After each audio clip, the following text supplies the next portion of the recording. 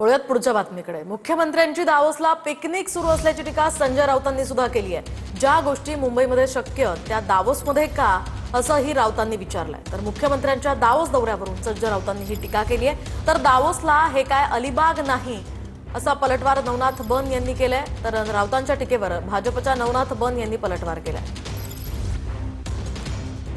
देशभरातल्या मुख्यमंत्र्यांची पिकनिक दावोसला सुरू आहे। ती संपली काय मुख्यमंत्री मेयरच्या इलेक्शनमध्ये लक्ष घालतील। भारतातलेच उद्योग दावोसला जाऊन मुख्यमंत्र्यांशी करार करतात। मग महाराष्ट्रात करार करा ना, या देशातल्याच कंपन्यांशी करार दावोसला जाऊन करणार असाल आणि त्याचे फोटो झळकवत असणार सर्वत्र, जगामध्ये हसं होतं। ज्या गोष्टी तुम्ही मुंबईत बसून करू शकता त्यासाठी अशा प्रकारे पंचतारांकित पिकनिक करण्याची गरज नाही। दावोस हे काय अलिबाग नाहीये। अलिबागच्या बंगल्यात जाऊन कोण कशा पद्धतीनं रासलीला करतं आणि कशा पद्धतीनं पिकनिक बघतंय संजय राऊत हे महाराष्ट्राला माहित आहे आणि आम्हाला बोलायला भाग पाडू लावू नका। जवळपास 13 लाख रोजगार निर्मिती या गुंतवणुकीच्या माध्यमातून होतंय। संजय राऊत, तुम्ही 13 लोकांना तरी रोजगार दिला का याचं उत्तर महाराष्ट्राला द्या।